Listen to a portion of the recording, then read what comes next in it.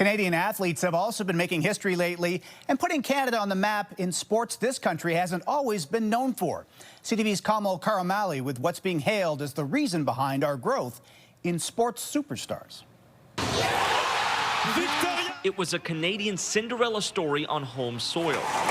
Victoria Mboko's miraculous title win at the National Bank Open, adding to the torrent of Canadian talent taking over the tennis courts. This is a summer to remember. In the water, Toronto's Summer McIntosh swimming to 4 gold medals in the World Championships last week.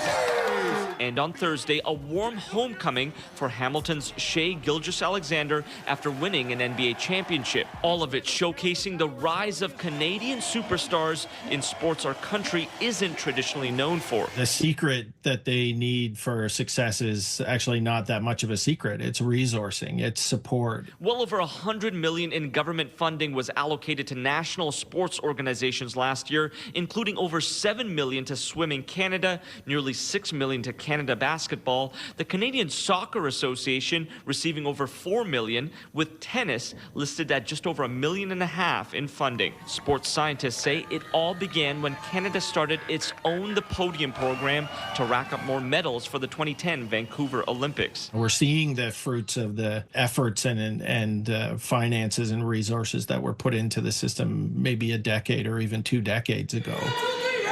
Here at the Under-23 International Basketball Tournament in Toronto, some of the country's rising stars inspired by Canadians who've already made it to the top. Now you can almost watch every sport on TV. So that's kind of the visibility aspect. And then from that, the interest came. 17-year-old Savannah Sword says all of that is driving the next generation of talent. These past couple years especially, we've seen a lot of new talent rising and honestly just a bigger push for women's basketball. But sports groups say they could be doing even more. There hasn't been an increase in federal funding for Canada's sports organizations in 20 years, with an ongoing push to change that.